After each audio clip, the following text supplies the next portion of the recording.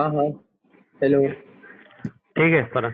तो उसको समझने के लिए डिग्री ऑफ फ्रीडम को समझना पड़ेगा। फरहान, वो जो कॉन्सेप्ट तुम बोल रहे हो ना, स्पेसिफिक हीट, उसमें कुछ नंबर्स आए, वो डिग्री ऑफ फ्रीडम से आए। तो डिग्री ऑफ फ्रीडम क्या है? Give idea of motion of gas molecule. हम लोग को इससे एक आइडिया मिलता है कि गैस मॉलिक्यूल का मोशन कैसे होता है। ठीक है। When a gas molecule are in motion they have particular type of freedom which is called degree of freedom. अब देखो, गैस मॉलिक्यूल के पास फ्रीडम होता है ना, कहीं पे भी वो मोशन कर सकते हैं, कोई भी डायरेक्शन में जा सकते हैं, कोई भी स्पीड होती है उनकी, उसको उनका डिग्री ऑफ फ्रीडम बोलते हैं। तो नीचे वही डेफिनेशन लिखी हुई है उसी की, जो मैंने एक्सप्लेन किया अभी हिंदी में तुम्हें। इससे अगर इसको अच्छे से समझना है ना, तो हम लोग एक कंसिडर करना पड़ेगा कि मान लो एक कंटेनर है अपने पास, जो अभी थर्मोडायनेमिक के बहुत सारे देख लिए है ना, उसके अंदर गैस भरी है और वो मोशन कर रही है। तो बोलते हैं कि ना, साइंटिस्ट बोलते हैं ना, कि जो गैस है उसका डिग्री ऑफ फ्रीडम, मतलब उसकी जो आज़ादी, वो तीन तरह की हो सकती है। या तो वो स्ट्रेट मोशन करेंगे। अब देखो, स्ट्रेट मोशन की बात करूंगा फरहान, तो कितने टाइप के स्ट्रेट मोशन होंगे? Based on graph x y and z axis, correct ना? यहाँ तक समझा फरहान? हाँ हाँ। हम्म। तो पहला वाला ट्रांसलेशन है। जब भी वर्ड ट्रांसलेशन आएगा ना, तो समझ जाएगा ट्रांसलेशन का मतलब क्या होता है, लीनियर और स्ट्रेट, बरोबर। तो मैंने लिखा है ट्रांसलेशन डिग्री ऑफ फ्रीडम। अब तुम्हें पहले से ही पता है डिग्री ऑफ फ्रीडम का मतलब क्या है, फ्रीडम ऑफ गैस, कहीं पे भी वो मोशन कर सकते हैं। तो डिग्री ऑफ फ्रीडम का मतलब मोशन, राइट, गैस का मोशन जो आजाद है, राइट। तो it travel in straight line. अब जाहिर बात है, ट्रांसलेशन जो मोशन है उसके बारे में अपने को न्यूटन ने बताया, और न्यूटन ने काइनेटिक एनर्जी का फॉर्मूला भी बताया था, वो क्या था, हाँ हाफ एम वी स्क्वायर, बरोबर ना। उसके बाद आता है हाँ। Rotational force. रोटेशनल फोर्स तुम्हें पता है, कोई भी चीज अपनी जगह से रिवॉल्व करते रहे, उसको रोटेशन बोलते हैं। एग्जाम्पल फैन ही ले लो तुम्हारे घर में, तो रोटेटिंग अराउंड फिक्स एक्सिस। कोई भी चीज को रोटेशन करने के लिए एक फिक्स एक्सिस चाहिए रहता है। इसके बारे में हम लोगों ने रोटेशन डायरेक्ट में अच्छे से पढ़ा था।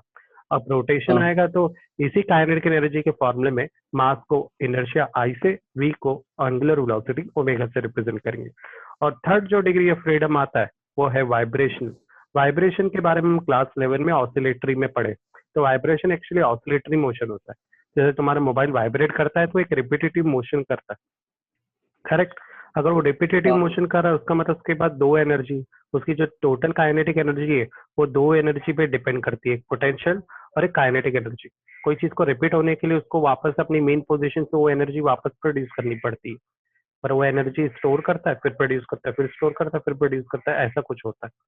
तो बोलते हैं यहाँ पे जो काइनेटिक एनर्जी है ना, वो पोटेंशियल और काइनेटिक एनर्जी दोनों का मर्ज है।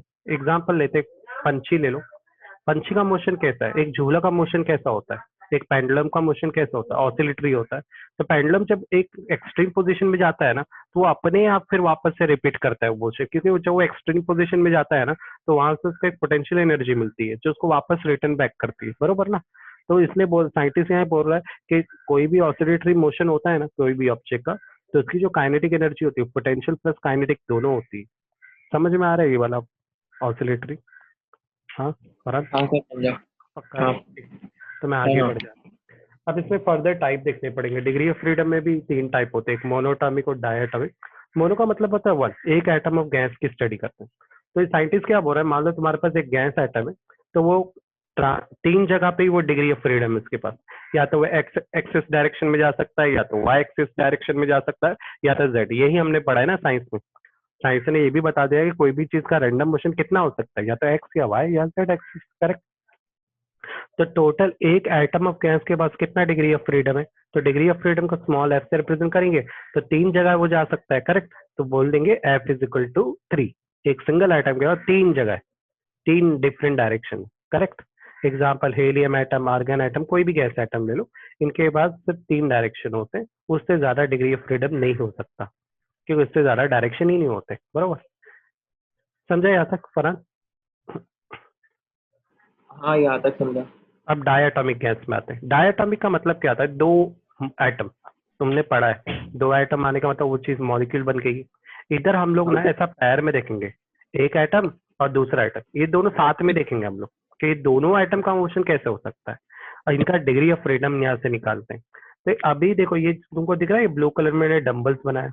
अब डम्बल्स के बेस पे बोलूं, तो अगर मैं मैंने। लीनियर मोशन के हिसाब से देखो, तो तीन डिग्री ऑफ फ्रीडम तो रह गई बेस्ड ऑन ट्रांसलेशन। तो मैं F T is equal to 3 लिखूंगा। अब रोटेशन की बात करें, तो डंबल से ऐसा घूम भी सकता है ना, क्लॉकवाइज एंटी क्लॉकवाइज। तो देखते हैं हाँ कैसे घूम सकता है। एक बार घूम के इधर आ सकता है, एक बार घूम के ऊपर जा सकता है। तो रोटेशनल बेस पर डिग्री ऑफ फ्रीडम से दो ही होगा। तो तुम आप पूछोगे सर एक्स वाई और जेड एक्सिस है ना, तो उस हिसाब से वो 3 जगह रोटेशन कर सकता है, तो आपने एक्स एक्सिस क्यों नहीं लिया? तो उसकी वजह क्या है मालूम है? इसको एक जगह तो फिक्स करनी पड़ती है ना। रोटेशन का मैंने बारे में क्या बताया था कि किसी भी रोटेशन के लिए एक फिक्स एक्सिस होना जरूरी है। तो मान लो मैंने एक्स एक्सिस को फिक्स रोटेशन अच्छा, एक्सिस लिया। समझ फिक्स में आया? होगी तो फिर दो बाकी दो एक्सिस में घूमेगा वो। यस। तो एक एक्सिस रोटेशन अगर मैं फिक्स लेता हूँ तो वो सिर्फ वाई और जेड एक्सिस पे ही घूमेगा, बरोबर ना? समझा? तो हाँ टोटल फ्रीडम कितना है इसमें? तो 3 और 2 कितना हो गया? 5। अब तुमको ये सारे नंबर समझ में आ रहे हैं ना? क्योंकि ये नंबर आ गए, हाँ ये मैंने अभी रिजिड टाइप बताया, रिजिड मॉलिक्यूल का बताया। रिजिड मॉलिक्यूल क्योंकि ये दोनों साथ में मोशन करेंगे। रिजिड मॉलिक्यूल में डिफरेंस क्या होता है? रिजिड मॉलिक्यूल में ये डिफरेंस होता है कि दोनों मॉलिक्यूल साथ में मोशन करते हैं। जैसे हम लोग फ्रैंकली गेम खेलते हैं ना, तो बच्चे कैसे साथ में भागते हैं, इधर भी जाते हैं साथ में। तो वैसे डबल शेप भी बोल सकते हैं कि एटम दोनों आपस में जुड़े हैं बॉन्डिंग से। ठीक है, ओके। घड़ी का भी एक अच्छी एग्जांपल है, घड़ी का मोशन। अब नॉन रिजिड आता है, ये बाकी सेम करेगा पर नॉन रिजिड की वजह से ये एक्सिस पर वाइब्रेशन भी करेगा। हाँ, नॉन एक्सिस का फायदा क्या होता है मालूम है? कि ये लोग साथ में तो है पर मजबूती से नहीं जुड़े। जैसे ये रिजिड में क्या हो रहा है, दोनों साथ में थे, है ना, मजबूती से। यहाँ मजबूती नहीं रहेगी, यहाँ बॉन्ड इतने स्ट्रांग नहीं होंगे, तोड़ भी सकते हैं। ये हो गया नॉन रिजिड, करेक्ट। तो यहाँ पर सेम केस लेंगे, ट्रांसलेशन तो हो गई 3 और रोटेशनल होगा 2। फिर एक और आएगा वाइब्रेशन। वो कहाँ कहाँ वाइब्रेशन कर सकता है? तो वाई एक्सिस पे भी कर सकता है, एक्स एक्सिस जेड एक्सिस पे भी कर सकता है, पर एक एक्सिस कभी नहीं ले सकते रोटेशन और ऑसिलेशन के लिए। तो एक एक्सिस फिक्स होता है। देखो मान लो अगर तुम्हारे पास पेंडुलम है और तुमको उसको ऑसिलेट करना है, तो एक पोजीशन फिक्स होता है, उसका मेन पोजीशन। वहीं से तो तुम पकड़ के घसीटोगे, बरोबर ना? हाँ, वो हम टॉप उसको का जो कंसिडर नहीं रहेगा। कर सकते, इसलिए इसका एक मेन रेफरेंस तो फिक्स होगा ना। मान लो मैंने जेड एक्सिस पे रखा है वो, तो उसका वाइब्रेशन या तो वाई या तो जेड एक्सिस पे कर सकता है। एक्स एक्सिस को कैसे कंसिडर करें? वो रेफरेंस पॉइंट है। अब रेफरेंस के हाँ, बारे में मैंने फर्स्ट चैप्टर में पढ़ाया था, ये पता है ना रेफरेंस रेफरेंस? पॉइंट कोई सा भी ले सकते हैं ना, एक्स वाई हाँ, जेड। रेफरेंस मतलब शुरुआती पॉइंट। हाँ, रेफरेंस जेड पॉइंट लेंगे शुरुआती तो पॉइंट एक्स को वाई कभी जेड। कंसिडर नहीं करने का। जहां से तुम स्टडी कर रहे हो किसी ऑब्जेक्ट की, तो वो हिस्से की का कैलकुलेशन हम नहीं कर सकते। हम देखेंगे वहां से वो कहाँ कहाँ वाइब्रेट कर रहा है, उसको चेक नहीं करेंगे। समझ में आया? हाँ हाँ, फर्क क्लियर है ना? तो अभी ये सब मैंने इसमें पढ़ा है। देखो यहाँ पे बहुत सारे नंबर आए, अभी मैं आगे चल के ये सब नहीं बताऊंगा कि मोनोटॉमिक का नंबर बताओ, डिग्री ऑफ फ्रीडम तुम बोलोगे फरहान 3, मैं बोलूंगा डायटोमिक तुम बोलोगे रिजिड या 5। Non rigid. रिजिड है तो 5, नॉन रिजिड है 5 तो 7, नॉन रिजिड 7। है ना? ये सारे नंबर ऐड हो जाते हैं। अब पॉलीएटॉमिक की बात करें तो पॉलीएटॉमिक थोड़ा पेचीदा हो जाता है, क्योंकि पॉलीएटॉमिक है तो इसमें ट्रांसलेशन और रोटेशनल 3 हो जाते हैं। क्योंकि एक से ज्यादा एटम, एक नहीं है, दो नहीं है, 2 3 से भी ज्यादा है। तो ऐसे में क्या होगा, अगर मैं एक्सिस ऑफ रोटेशन की बात करूं तो ये तीनों एक्सिस पे रोटेशन कर लेंगे इसके एटम, बरोबर। अगर कुछ वाइब्रेशन होगा तो उसे फोर्स को, आप जारी बात है वाइब्रेट भी करेगा, तो इसके वाइब्रेशन के लिए पॉलीएटॉमिक है, मुझे क्या पता है कि कहाँ से वाइब्रेट कर रहे हैं, वो तो पूरे फैले हुए होंगे। पॉली का मतलब क्या है? बहुत सारे एटम, करेक्ट ना? तो ऐसे में पेचीदा हो जाता है। ट्रांसलेशन तो चलो मैं बोल सकता हूँ सारे group of atom x y z axes कर सकते हैं। रोटेशन की बात करूँ तो सारे एटम हो सकता है, कुछ एटम वाई एक्सिस हो उसको कंसिडर करूँ, कुछ एटम एक्स जेड हो, तो मुझे हर एक सारे एक्सिस को कंसिडर करके रोटेशन समझना पड़ेगा। सबसे प्रॉब्लम कहाँ पे आ रहा है? वाइब्रेशन में आ रहा है। वाइब्रेशन का क्या करूँ? अरे वो तो कहीं भी वाइब्रेट करेंगे, बरोबर। तो काफी कंफ्यूजन है, तो वाइब्रेट के लिए कोई वैल्यू ही नहीं है मेरे पास यहाँ पे। तो मैं वाइब्रेशन को एफ डैश से रिप्रेजेंट करूंगा। तो टोटल इसका जो फ्रीडम होगा वो क्या होगा? 6, 3 + 3 और वाइब्रेशन एफ डैश। बहुत सारे पार्टिकल है, कैसे वाइब्रेट करेंगे, कितना वाइब्रेट करेंगे? क्योंकि जब चीज बढ़ती है इनका वाइब्रेशन बहुत ज्यादा बढ़ जाता है। ये एफ टी और एफ आर तीन तीन थ्री थ्री कॉन्स्टेंट रहेंगे, या हाँ, फिर एटम के नंबर पे डिपेंड करेगा? एटम के नंबर पे भी, और हमें पता है ग्रुप ऑफ एटम कितना रोटेशन या ट्रांसलेशन कर सकते हैं, उनका ट्रांसलेशन और रोटेशन फिक्स होता है, बरोबर ना? या तो हाँ वो रोटेट करेंगे या तो सेल्फ कर सकते हैं, या, हाँ है ना? ये हिसाब से मैंने बोल दिया। लेकिन वाइब्रेशन का इशू है, वाइब्रेशन से अर्थ को एक अच्छा एग्जाम्पल है वाइब्रेशन का, और वो बढ़ता घटता रहता है। आइटम के बढ़ने से वाइब्रेशन ज्यादा हो सकता है, तो इसलिए मुझे नहीं पता कि वाइब्रेशन का एक्चुअल टोटल क्या रहेगा, इसलिए मैंने एफ डैश लिख दिया। ठीक है, तो ये पॉलीएटॉमिक हाँ केस का केस है। अब आते हैं लॉ ऑफ इक्विपार्टीशन एनर्जी पर। तब तुमको समझ रहे, मेरे को मजबूरी हो गई थी समझाना, क्योंकि हाँ वो जो स्पेसिफिक पार्ट है ना, वो कैसे कैंसिल किया ना बोर्ड वाले ने, मेरे को भी पढ़ने नहीं पड़ा, ऐसे ये नहीं पढ़ा कैंसिल सर, होता है। फिर पढ़ना पड़ रहा है। हाँ, ये पढ़ना पड़ेगा तुमको। वही ना। अभी एक बच्चे ने क्वेश्चन भी किया था कि सर ये अपना आएगा क्या एग्जाम में, ये सीईटी में जो चीज कैंसिल कराया, तो मुझे भी क्या चांस लग रहा है फरहान कि जो कैंसिल कराया वो शायद सीईटी में नहीं आएगा, हाँ मतलब लॉ। सर, लेकिन अब तक JEE और CET का वो आया नहीं ना क्वेश्चन। अरे जेडब्ल्यू देना भी मत फरहान, फालतू एग्जाम है। तुम्हारी अम्मी को भी मैं बोला, फिजुल में वो पैसे वेस्ट होते हैं। देखे ना जेडब्ल्यू के नाटक कैसे होते हैं, और टफ होता है एग्जाम। तुम्हारा पूरा कॉन्सेंट्रेट ना इंजीनियरिंग कर रहे हो ना, एमएससीटी पे रखो, समझे। हाँ सर, MHC तो देखो जैसे देना है, लेकिन हाँ बस, JEE क्या है, जैसे कितनी कॉलेजेस है जेडब्ल्यू तो उनको मैं लगता एडवाइस कम करता हूँ, है क्योंकि JEE जेडब्ल्यू का नेशनल लगता लेवल है। के लिए, नेशनल नेशनल।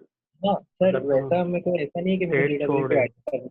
हम्म, लेकिन मतलब एक रहता है ना, किसी कॉलेजेस में लगता है ना कि नहीं JEE नहीं नहीं, अगर नहीं था कैसा तो रूल है उसका अलग। मालूम है, जेडब्ल्यू नेशनल लेवल के लिए, और अगर स्टेट में तुम जा रहे हो, मान लो स्टेट सिर्फ में जाना तो एडमिशन स्टेट चाहिए, में, स्टेट में भी मुंबई में ही चाहिए। हाँ तो एमएससीटी काफी है, एमएससीटी हमारे स्टेट का है। कर्नाटका स्टेट का भी अलग से सिटी होता है, और नेशनल हाँ, लेवल पे भी सिटी होते हैं, वो सब जेडब्ल्यू होते हैं।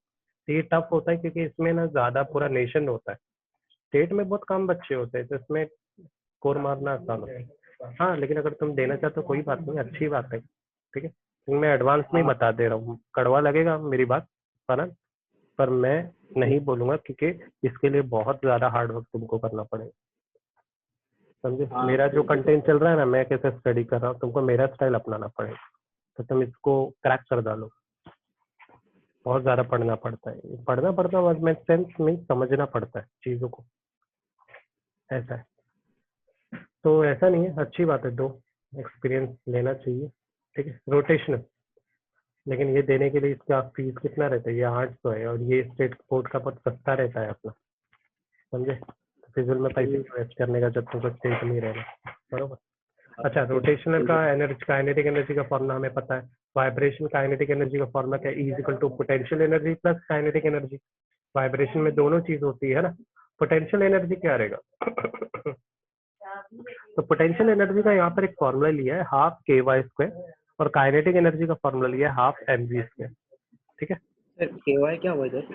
के यहाँ पे के कांस्टेंट कंसिडर कर रहा है वो, और वाई वाई ये एक्सेस को मैंने भी लिखा है यार, मैंने भी तुझको ध्यान नहीं दिया, मुझे समझ में एनर्जी को समझना होगा, ठीक है, मैंने वो समझ। वाइब्रेशन एनर्जी दो एनर्जी होती है, काइनेटिक एंड पोटेंशियल, इससे इसका डिग्री ऑफ फ्रीडम दो होता है। अब ओके, मैं हाँ, जरा चेक कर लेता हूँ। हाफ के भी नहीं, यहाँ पे तो मुझे कोई डिटेल नहीं मिला है, सिर्फ हाँ मैंने ये जब नोट्स बनाई थी तो नहीं, मेरे पास इसकी कोई जानकारी नहीं है अभी, मैं बाद में दे दूंगा। अभी कंसिडर करके चले जाओ कि पोटेंशियल एनर्जी हाफ के वाई स्क्वायर है, बाद में इसका और डिटेल देख लेता हूँ मैं। और kinetic energy half M V square है, दोनों में हाफ हाफ तो कॉमन ही हो जाएगा, यहाँ पे इसने स्टॉप कर दिया। अब बोल रहा है वेलोसिटी दो है, वेलोसिटी क्या होती है, change in distance upon time. Okay, now clear हो गया कि ये जो वाई है ये एक्चुअली डिस्टेंस को रिप्रेजेंट कर रहा है यहाँ पे। अच्छा, ठीक है, ठीक है। तो यहाँ पर उसने v की वैल्यू यहाँ पे पुट कर दिया। उसके बाद क्या करा है, for any dynamic system in thermal equilibrium, ये सब मैं नहीं पढ़ूंगा, यहाँ पे सिर्फ एक कांस्टेंट के बारे में बताया, हाफ kBt। यहाँ पे जो kb है वो बोल्ट्जमैन कांस्टेंट है, और t यहाँ पे टेम्परेचर।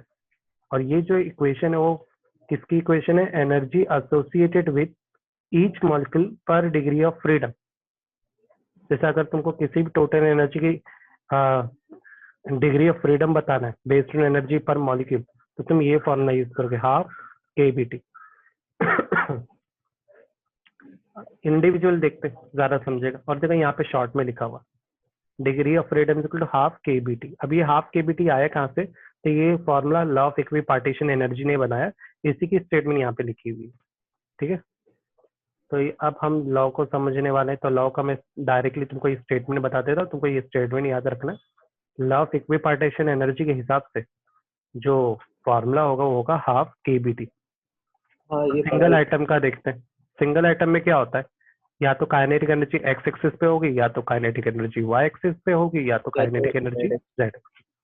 अब हम लोग क्या करेंगे, तो यहाँ पे मैं क्या कर रहा हूँ, टोटल काइनेटिक एनर्जी को ऐड कर रहा हूँ, यानी मेरा जो एक एटम है, एक एटम ये तीन जगह पे ही जा सकता है, तो ये मेरे को एवरेज पता चल रहा है इन सब आइटम का, या तो एक्स एक्सिस या तो वाई एक्सिस या तो जेड एक्सिस। अब मुझे क्या करना है, अब लॉ ऑफ इक्विपार्टीशन एनर्जी के मुताबिक आप लोग को ये नहीं लिख सकते, जो यहाँ पे हाफ एम वी स्क्वायर लिखा है ना, ये आप लोग नहीं लिख सकते। आपको इसकी जगह किसको रिप्लेस करना पड़ेगा, हाफ के बी टी को। तो सिर्फ क्या करने का, जहाँ जहाँ हाफ एम वी स्क्वायर दिख रहा है जस्ट रिप्लेस बाय के बी टी, हाफ के बी टी, एक हाफ भूल गया मैं, हाफ के बी टी, हाफ के बी टी, सबको ऐड करेंगे तो कितना होगा, 3/2 के ये बी टी। समझ गया, मोनोएटॉमिक गैस का जो था ना हाँ डाउट, मेरे को अब, सर वही पूछना था 3/2 केबीटी आया कहाँ से? हाँ अब समझा ये कैसे आया। तो एक्चुअली ये वाली चीज भी बताया ही नहीं तुम लोग को। अभी देखो डायटोमिक में तो 5/2 उसने है डायरेक्ट 3/2 रिजिड। केबीटी कर दिया। हाँ तो ये हाँ यहाँ से उसने आए। अब इसमें मैंने डायटोमिक में बताया, तो 3 एक्सिस और 2 एंगुलर एक्सिस टाइप में कुछ। हाँ एक लीनियर है और रोटेशनल है, दोनों मिलाकर डिग्री ऑफ फ्रीडम 5 होता है। अब मेरे को पता करना है कि टोटल एनर्जी एक रिजिड मॉलिक्यूल की किस पे निर्भर होगी, तो kinetic energy plus rotational energy पे, यही पढ़ा था ना। हाँ, पर मजे की बात क्या गैस है, नॉर्मल हम और फॉर्मूला रोटेशनल लिखते तो एनर्जी। अलग अलग सिंबल यूज करते, पर जो लॉ ऑफ इक्विपार्टीशन क्या बोलता है, कुछ भी अलग अलग फॉर्मूला मत लो, सब में सेम सेम हाफ के बी टी लिखो, हाफ के बी टी लिखो। तो यहाँ पे टोटल कितनी बार half M v i omega है, 1 2 3 4 5, तो डायरेक्ट लिखते हो हाफ 5/2 के बी टी। तो ये जो आया है ना, ये जो फॉर्मूला, मतलब कहीं पे भी तुमको काइनेटिक एनर्जी दिखे या रोटेशनल दिखे या तुमको वाइब्रेशन दिखे, सबको किस में कन्वर्ट कर देगा डायरेक्टली, हाफ के बी टी में। तो ये बारे में किसने बताया, लॉ ऑफ इक्विपार्टीशन एनर्जी ने बताया। इसी वजह से तो अपने को मिला था 3/2। देखो यहाँ पर क्या हो रहा है, अभी देखा जाए तो नॉन रिजिड में क्या होता है, लीनियर मोशन भी होता है, रोटेशन भी होता है, वाइब्रेशन भी होता है ना। अब इसने देखो क्या किया, पहले ईमानदारी से सब लिख देने का जो भी फॉर्म है, उसके बाद भूल जाने का कि सब जगह अलग अलग सिंबल है, सबको हाफ के बी टी समझने का। तो यहाँ पर टोटल काउंट करोगे तो 7 है, 7 टाइम रिपीट हुआ है ना, तो लिख लेने का 7/2 के बी टी। समझा परा। तो डिग्री ऑफ फ्रीडम पहले से ही जानते हैं, इसलिए आप तुमको इस पे तो डाउट आएगा नहीं है ऊपर की वैल्यू कैसा है। और आप तुमको समझ में आ रहा होगा, क्यों तुमको नहीं समझ में आ रहा था, क्योंकि पूरा लिंक था एक दूसरे से। समझे फरहान। अब देखो पॉलीएटॉमिक का भी पता कर सकते हैं, पर पॉलीएटॉमिक में सेम केस आएगा, वाइब्रेशन की तो वैल्यू है नहीं, तो जब वाइब्रेशन के पास पहुंचेंगे तब स्टक हो जाएंगे। इसी वजह से सब तो ऐड हो जाएगा, पर वाइब्रेशन तो ऐड होगा नहीं, तो F'/2 बचेगा। समझ गए। और यहाँ पे वाइब्रेशन का जो वैल्यू लिया वो क्या है, half M D Y upon D T.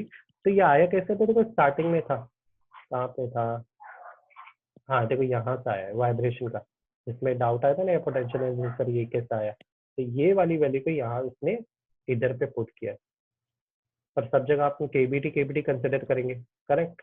तो पूरा जब मिलाएंगे तो सॉरी ये है, एटॉमिक एक्सिस हाँ आएगी, एटॉमिक में एक्सिस और रोटेशन आएंगे, और पॉलीएटॉमिक में वाइब्रेशन भी आएगा। हाँ उसको नहीं कुछ कर सकते, उसको लिखना पड़ जाएगा। उस बेस पे देखो ना, उसने अलग अलग सिंबल भी यूज किया, K0T भी एज शो कर दिया है उसने। चलो अब आगे बढ़ते, अब तुमको ये समझ में आएगा ये केसेस में क्या हुआ था, specific heat capacity of gas में। इसमें कुछ चीजें कंसिडर करना है, जैसे ये फॉर्मूला, उसके बाद एवरेज है तो ये फॉर्मूला यूज किए थे, और अगर टोटल होगा तो इसी फॉर्मूले में एवोगैड्रस नंबर लगा देना, है ना। इसके बाद सेकंड क्या था, अपने बोले थे हमारे पास के बी बोल्ट्जमैन का फॉर्मूला है R/N। तो क्या करना है, के बी की जगह पर R/Na लेंगे, तो काटम काटेगी, RNA कट जाएगा, क्या बचेगा, you total energy of mole of gas 3/2 RT। फिर डिफरेंशिएट करेंगे विद रिस्पेक्ट, डेरिवेटिव अप्लाई करेंगे, तो डेरिवेटिव अप्लाई, ये डी/dt बचेगा, और ये dt कट जाएगा, डेरिवेटिव जब अप्लाई होगा नीचे भी dt आएगा ना, 3/2 R बचेगा। फिर उसके बाद हम लोग बोलेंगे कि हमें पता था पहले से कि कोएफिशिएंट ऑफ स्पेसिफिक वॉल्यूम का फॉर्मूला होता है total internal energy upon time, या change in internal energy upon time, बरोबर ना। कोई सिस्टम की जब एनर्जी बदलती है टाइम बेस पे, तो वो उसका वॉल्यूम में चेंजेस आता है, बरोबर। तो स्पेसिफिक कांस्टेंट वॉल्यूम कब होगा, वो डिपेंड करता है इंटरनल एनर्जी और टाइम पे, हाँ, बरोबर। तो इस फॉर्मूले को हम लोग ने यहाँ पे पुट कर दिया, फिर वैल्यू की, फिर उसके बाद मैंने बोला एक और फॉर्मूला हमें पता है, मेयर रिलेशन, है ना, आर उसको हम लोग ने यहाँ पे अप्लाई करके वैल्यू पुट की। अब तुम्हें समझ में आ रहा होगा ये 3/2 ये समथिंग समथिंग, ये तो ऊपर से ही आ गए, करेक्ट, वैल्यू पुट करके सॉल्व कर दिए। ये जो स्टार्टिंग में जो आया ना, ये अब तुमको समझ में आ गया 3/2 kBt क्यों आया, क्योंकि मोनोटॉमिक गैस के अंदर, इसलिए 3/2 kBt। डायटोमिक होगा तो वो लॉ ऑफ इक्विपार्टीशन बताएगा। डायटोमिक होगा, अगर रिजिड है तो कौन सी वैल्यू यूज करेंगे, 5/2 kBt। नॉन रिजिड है तो 7/2 kBt। पॉलीएटॉमिक है तो, और आई थिंक पॉलीएटॉमिक का तो एग्जाम्पल दिया ही नहीं है, करेक्ट ना? दिया है क्या? हाँ दिया दिया। उसमें देखो कुछ काटम काटी नहीं हो पाई, क्योंकि वो ऐप छोड़ेगा ही नहीं कभी। तो अभी समझ में आ गया फरन? हाँ पॉलीएटॉमिक का क्वेश्चन, कौन सा? पॉलीएटॉमिक का कोई भी क्वेश्चन नहीं है, मोनो और डायटोमिक ही था। हेलो, हाँ थोड़ा जोर से बोलो, स्लो आवाज आ रही। हाँ मैं बोल रहा था मेरी पॉलीएटॉमिक वो नहीं है क्वेश्चन कोई भी टेक्स्ट बुक में, नहीं मोनो है और क्या? डायटोमिक नहीं है। अच्छा है, तो मेरे में ही एक्स्ट्रा है नोट्स में। अच्छा पहले था, अभी हटा दिया होगा। तो अच्छा है, ये मोनो और डायटोमिक तो इजी है, पॉलीएटॉमिक थोड़ा पेचीदा हो जाता है, ये हो ही जाएगा। तो हो गया फिर। मैं मतलब हाँ अभी बोल। कैसे पढ़ हिस्ट्री में हाँ स्टार में जो भी स्टार मार्क्स थे ना वो तो कर ही रहा हूँ, और जो बीच में मतलब समझो कोई छोटे मोटे लॉ है जिसपे हाँ स्टार मार्क नहीं है, वहाँ पे मैं खुद के स्टार मार्क करके वो लॉ को याद कर रहा हूँ, तो ऐसे बराबर है ना, मेरा एमसीक्यू और न्यूमेरिकल तो कर ही रहा हूँ जैसे उसके साथ हाँ, स्टार मार्क वाला। न्यूमेरिकल पे ज्यादा ध्यान देना, अगर तुमको क्रैक करना है ना ये जेडब्ल्यू एग्जाम, तो न्यूमेरिकल एप्लीकेशन बहुत करने का। और हाँ टारगेट सर। इनफ है, टारगेट में बहुत होता है, बरोबर।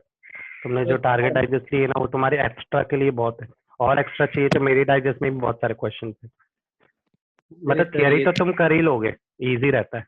मैं लेकिन न्यूमेरिकल पे बहुत ध्यान देना, अगर तुमको स्कोर मारना है। और दूसरा, तुम्हारे में एक डीमेरिट मेरे को क्या लगा था शुरुआत से 11 से, तुम ना बिना लॉगरिथम अप्लाई हाँ डायरेक्ट करते हो, वो मत करो, क्योंकि बोर्ड में भी तुम्हारे पास वही कॉन्फिडेंस रहेगा क्या? समझ रहे हो? मोस्टली क्या होता है, बोर्ड में अपने को कॉन्फिडेंस नहीं रहता है वो चीज का।